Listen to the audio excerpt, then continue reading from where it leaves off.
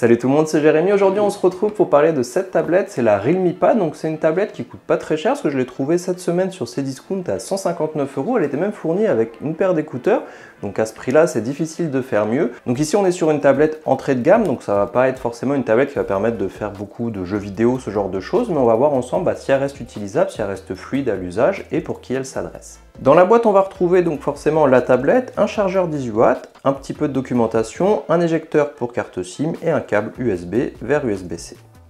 Niveau design, la tablette est plutôt jolie avec cette couleur grise et ce liseré qui passe au niveau du capteur photo de 8 mégapixels. Elle reste assez compacte avec ses 6,9 mm et 440 grammes et on peut encore la tenir à une main facilement. Sur le dessus, on retrouve deux haut-parleurs et le bouton Power. Sur le côté droit, les boutons volume, deux micros et un tiroir pour carte SIM. Sur le dessous, le port USB-C et deux autres haut-parleurs ainsi qu'un port jack. Alors sur cette gamme de prix, on n'attend pas forcément d'avoir un très joli design, et pourtant ici je trouve que c'est plutôt bien fait. On a une finition en aluminium, on a un petit liseré qui vient devant le capteur photo, donc c'est quand même plutôt sympa d'avoir fait l'effort sur ce point-là pour avoir quelque chose qui sort un petit peu de l'ordinaire. Donc on a quand même quelque chose d'assez joli. On notera aussi la présence de 4 haut-parleurs et du port jack, on reviendra un petit peu plus loin dans la partie audio. Pour l'écran, il s'agit d'un modèle LCD de 10,4 pouces avec une résolution de 2000 sur 1200 et un ratio corps-écran de 82,5 pouces. On voit effectivement qu'on a une bordure tout autour et du coup l'écran ne prend pas tout l'espace disponible. On retrouve le capteur selfie de 8 mégapixels dans cette bordure et celui-ci permet d'utiliser la reconnaissance faciale pour déverrouiller la tablette car nous n'avons pas de lecteur d'empreintes, mais ça reste assez rapide au détriment de la sécurité. Pour l'écran lui-même, vu le prix, on ne peut pas s'attendre à avoir une qualité exceptionnelle. Je l'ai quand même utilisé pour regarder des séries et ça permet quand même d'avoir quelque chose de plus grand qu'un écran de smartphone et de regarder des séries sur Netflix, sur Amazon Prime, etc. Pour l'audio, on a 4 haut-parleurs et un port jack, donc c'est toujours mieux pour le côté immersif d'avoir plusieurs haut-parleurs. Aussi sur une tablette, ce qui est bien d'en avoir 4, c'est que quand on la tient au format paysage, des fois on en bloque certains. Donc on continue à garder les deux autres qui sont disponibles et avoir ce côté immersif et je vous montre ce que ça donne.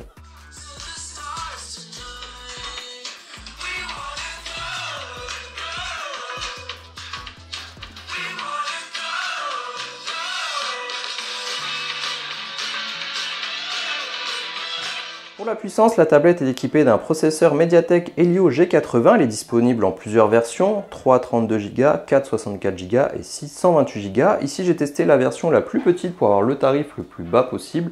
Bien entendu, en fonction de votre usage, il faudra peut-être faire plutôt le choix de prendre une tablette au-dessus au niveau du stockage, parce que dès qu'on commence à installer beaucoup d'applications, on arrive vite au bout des 32 Go. Bien sûr, on peut toujours utiliser une micro SD pour pouvoir étendre l'espace disponible. Niveau benchmark, la tablette a obtenu un score de 8401 sur PCMark, de 345 en single core sur Geekbench et de 1283 en multi et de 690 sur 3DMark Wildlife avec un FPS moyen de 4. Ici on est donc sur un modèle qui n'est pas très puissant, on peut quand même jouer à quelques jeux comme Call of Duty Mobile en descendant les paramètres au minimum, mais c'est vrai que l'expérience de jeu ne sera pas forcément des plus agréables, on va avoir quelque chose d'assez pixelisé, de quelque chose qui n'est pas très fluide, donc forcément c'est pas une tablette qui est vraiment dédiée pour l'utilisation de jeux vidéo. Après dans l'utilisation standard, j'ai pas rencontré de ralentissement pour ouvrir des pages web, pour ouvrir mes séries ou des choses comme ça, donc dans ce cadre-là, si on fait pas de jeux vidéo, je pense que ça va très bien. Niveau DRM, on a bien du L1 sur le Widevine, donc on peut très bien l'utiliser sur Netflix et Amazon Prime en Full HD, j'ai vérifié, ça fonctionne bien. Ça c'est un avantage par rapport aux tablettes qu'on pourrait acheter en Chine directement et qui elles n'auraient pas ce support L1 et qui ne permettrait pas de profiter vraiment de l'écran. Donc là j'ai pu regarder des séries sur Netflix sans problème. Pour l'autonomie, on a une batterie de 7100 mAh et une recharge de 18 watts. J'ai fait le test avec PCMark pour passer la batterie de 100% à 20% en simulant une utilisation normale et j'ai obtenu un score de 12h45. Alors c'est pas si grand que ça, je pensais que j'aurais quand même un petit peu plus d'autonomie là-dessus. C'est vrai que ça, je ne sais pas, après est-ce que peut-être faudrait que je lance le test plusieurs fois parce que j'avais vu d'autres tests écrits où du coup l'autonomie était beaucoup plus intéressante. Alors je sais pas pourquoi, ici on est sur un écran 60 Hz, on a une tablette qui n'est pas très puissante donc ça consomme pas beaucoup de données non plus. Mais du coup c'est vrai que l'autonomie n'était pas énorme. Pour la recharge en plus c'est assez long, il m'a fallu 2h30 pour charger complètement la tablette environ, donc c'est vrai que c'est assez long. Donc c'est vrai que l'autonomie n'est pas forcément énorme là-dessus, le temps de charge est très long, donc là c'était pas forcément un point très positif.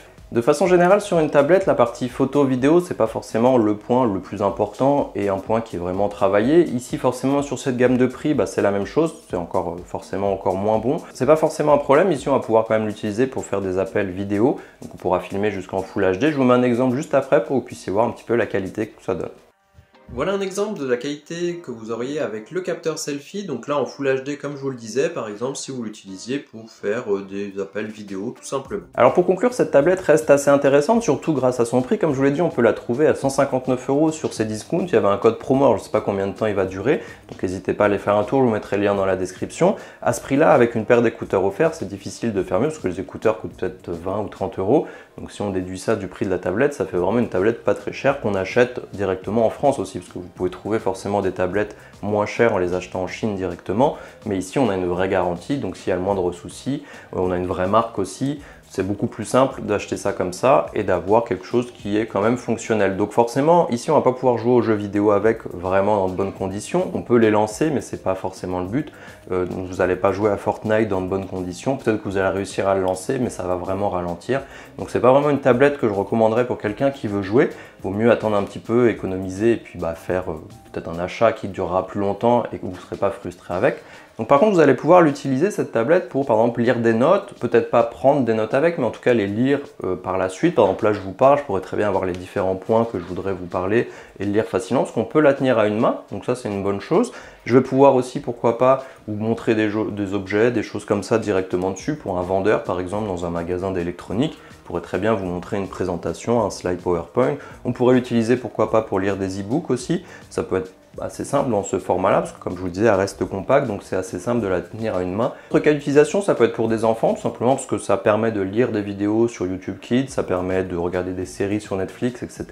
En plus, ça coûte pas très cher, donc si les enfants, je sais pas, pendant un voyage, ils la font tomber, c'est moins grave que si on avait une tablette beaucoup plus chère, qui ne serait pas forcément utilisée à fond. Donc ça peut être finalement utile dans pas mal de cas. Bien entendu, si on n'a pas de budget, ça peut faire une première tablette assez intéressante pour avoir un écran plus grand. Pourquoi pas aussi pour l'utiliser, là j'avais testé une voiture télécommandée, je pourrais utiliser pour commander la voiture plutôt que d'utiliser mon smartphone qui est peut-être un peu petit. Voilà, donc je pense que c'est une tablette intéressante et on fait le choix de plutôt se concentrer sur de l'entrée de gamme. Ça peut être un choix intéressant, en tout cas ça permet à peut-être plus de monde de pouvoir en profiter. Et puis n'hésitez pas à me dire ce que vous pensez de cette tablette en commentaire et on se voit très bientôt.